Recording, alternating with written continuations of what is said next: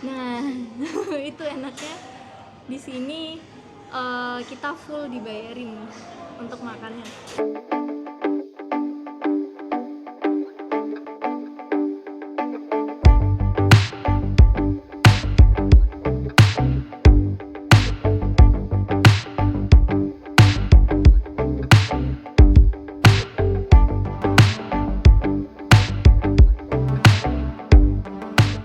Aku Alda Fauzia Rahma, biasanya dipanggil Alda untuk sehari-harinya.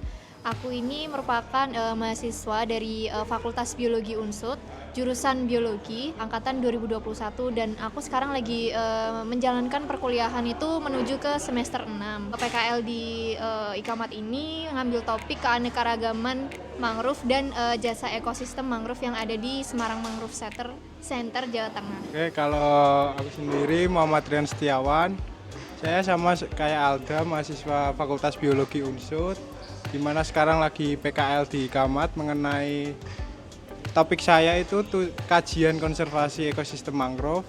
Hai Rian, hai Alda. Hari ini ada agenda apa nih? Hari ini mau presentasi resume kegiatan mingguan sama habis Jumatan mau cari-cari alat buat ke lapangan hari Senin. Oh gitu, oke. Kalau ini, Alia? Ya Alda? Kalau aku sama kayak Lia nanti juga mau presentasi resume kegiatan selama 1 minggu ini PKL di Ikamat, sama nanti dilanjut habis Jumatan kita mau cari alat buat persiapan besok Senin terjun ke lapangan. Untuk kami magang di Ikamat ini selama 1 bulan kurang lebih ya, dari tanggal 3 Januari sampai nanti tanggal 2 Februari.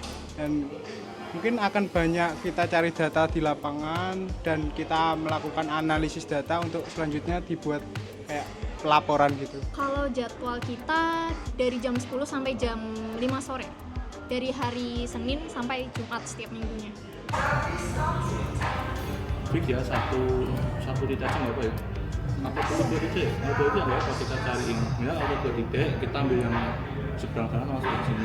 Jadi kan jadwal tiganya apa? Jadi selain kita melakukan kegiatan yang kita butuhin buat laporan akhir PKL nanti, kita juga di sini tuh sebenarnya dapat materi-materi atau penjelasan gitu, istilahnya kayak kuliah juga sih sebenarnya.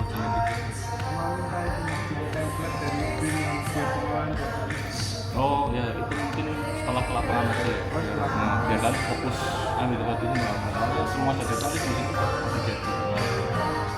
Ada Mas Ode, Mas Ganis, terus ada Mas Bambang, itu kita juga dijelasin terkait materi-materi penguat ya, jadi basic mangrove itu gimana gitu, pengertiannya seperti apa, terus kondisi lingkungan tempat hidupnya mangrove itu seperti apa.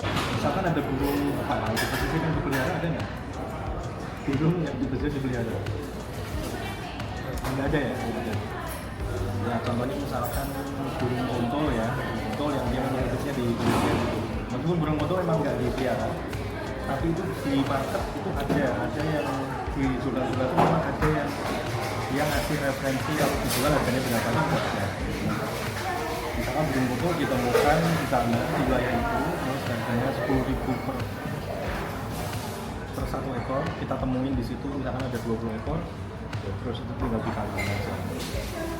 Jadi tadi saya memberikan materi mengenai valuasi jasa ekosistem mangrove, yang mana itu adalah salah satu metode untuk mengetahui berapa nilai valuasi ekonominya dari semua manfaat baik langsung, tidak langsung, manfaat pilihan, manfaat keberadaan maupun manfaat warisan yang ada pada ekosistem mangrove.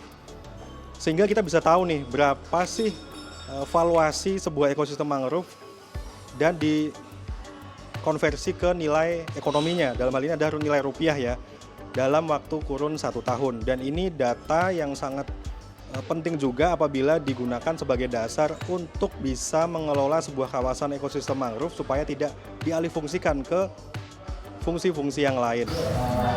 Penyerap karbon misalkan. Nah, karbon itu gimana sih supaya kita tahu untuk menominalkan karbon itu? Nah, kita pakai referensi data macam-macam, bisa pakai yang internasional, mau pakai yang nasional pun ada. Jadi berapa harga 1 ton karbon per hektar itu dikonversi menjadi nilai rupiah. Itu juga sudah ada referensinya, ada banyak berapa puluh dolar gitu. Tergantung kita mau pakai referensi yang mana, dan biasanya yang makin bagus adalah referensi terbaru biasanya jumlah-jumlah yang terbit. Pak Ganis untuk materi jasa valuasi ekonomi di ekosistem mangrove. Jadi nanti selama penelitian dari tim adik-adik akan saya dampingi untuk pengambilan datanya seperti apa, kemudian pengolahan data dan analisis serta sampai di interpretasinya. Nah, kerugiannya itu adalah valuasi jasa ekonomi gitu. Jadi ini bisa dilihat, dan ruginya pun nggak hanya dari sisi ekonomi saja sebenarnya, karena di dalamnya itu ada hal-hal lain yang kaitannya sama ekosistem itu sendiri. Karena ekosistem itu sendiri kan nggak bisa diganti dengan alih fungsi yang lain kan. Jadi ekosistem itu dia sangat berkaitan sama faunanya, sama floranya. Pengisian materi dari direktur juga kayak enak gitu buat ngobrol, jadi kita bisa nambah wawasan lebih banyak, pengalaman juga. Faktor eksternal yang sama faktor eksternal yang mempengaruhi seperti kayak sampah dan lain sebagainya. Terus dijelasin juga kompetensi penilai kondisi mangrove. Terus kita belajar juga karakteristik mangrove, mulai dari buahnya yang unik, terus akarnya dan daunnya yang punya jaringan garam itu bisa mengeluarkan garam. Tadi presentasi resume kegiatan minggu pertama selama PKL, ya asik sih. Mbak Farah juga apa ya, kayak komunikatif, terus ngasih pertanyaan ke kita juga, dan kita juga bisa jawab. Asik-asik aja sih, Mas. Presentasinya mungkin aku mau tanya-tanya sedikit ya. Kalau memang dijelasin tuh dari mangrove ke apa, terus mau sama ke lapangan juga ya. Nah kalau dari Anda sendiri tuh mangrove tuh Apa ya, komunitas ya, tumbuhan yang dia biasanya hidup di tempat pasang surut air laut, dan juga tumbuhnya itu juga harus di tempat-tempat yang biasanya terlindungi gitu, supaya dia tetap bisa tumbuh gitu, dan juga dia itu bisa tumbuh di lapangan sama di daerah gitu. Banyak ya, setelah kenalan, setelah banyak bicara, ternyata orangnya itu tidak menganggap kayak aku yang lebih senior di situ, enggak gitu. Jadi kayak emang merangkul kita sebagai anak intern di sini. Bikin apa, Mas? Ngukur transeknya kan kita biasanya pakai rafia 10x10. Sekarang kita pakai tambang ukuran 20 agar nanti di lapangan langsung bikin L 10x10. 10x10. Jadi kita butuh 2 tambang, L jadinya kotak. Oh, biar pas 10-10 ya? Apa? Ya itu buat nandain tangannya biasanya. Oh, pegang bagian ujungnya? Iya, nih dari nol, mulai dari tali kabutis yang hitam. Diukur ya 10x10 ya?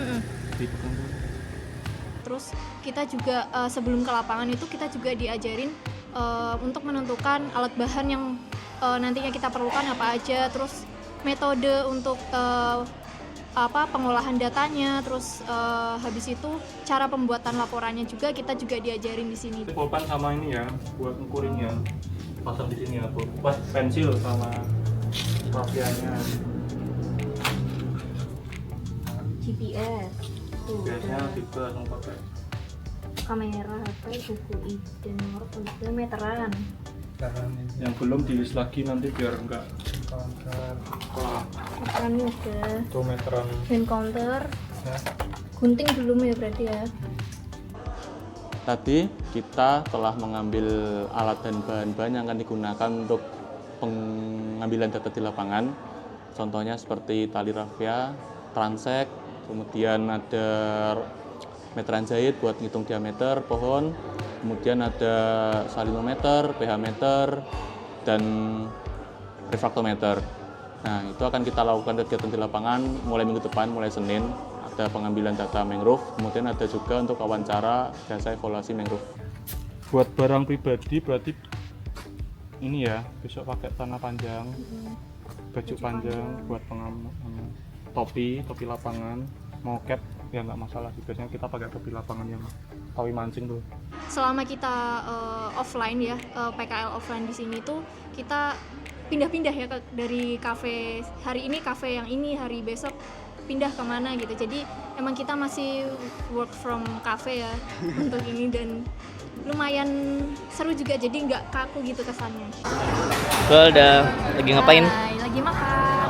Makan apa nih? Makan oyakudon. Oyakudon. Rian udah makan? Udah ya. Enak gak? Enak, lumayan lah, cuma agak hambar gitu. Recommended? Recommended, lumayan. Ayamnya enak, juicy. Telurnya? Telurnya juga enak. Ya telur dadar pada apa rasa yang biasanya gitu lah. Oke. Lanjut makannya. Dihabisin, nanggung. Harus habis loh. Kenyang mas, banyak banget. Iya, porsinya banyak banget ya. Nah, ya Rian habis loh. Rian aja habis loh. Habisnya lama mas. Kenyang soalnya. Nah, itu enaknya di sini kita full dibayarin untuk makannya. Cuma ambil apa aja boleh ya? Iya, cuma kita malu-malu jadi. Diminum dulu itu. Diminum. Jangan kaku-kaku. Pesan apa nih kamu? Ini es kopi susu. Es kopi susu. Kalau Alda? Pesen Thai tea tadi. Thai tea ya? Oh, oke. Untuk sampai saat ini alhamdulillah udah betah, udah seneng juga, karena emang kakak-kakak di Ikamat ini emang masih muda-muda ya, jadi orangnya itu seru, humble, terus juga masih sefrekuensi lah sama kita ibaratnya gitu.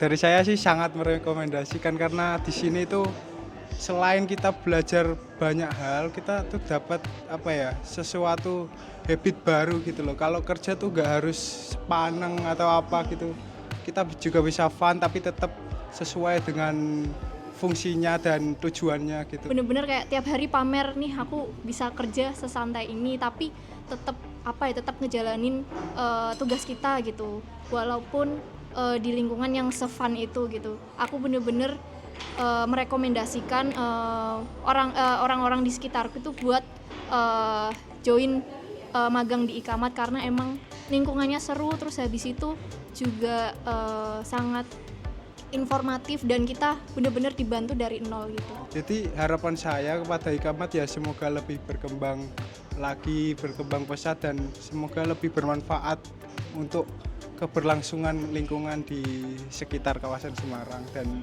Jawa Tengah lah. Kalau aku harapan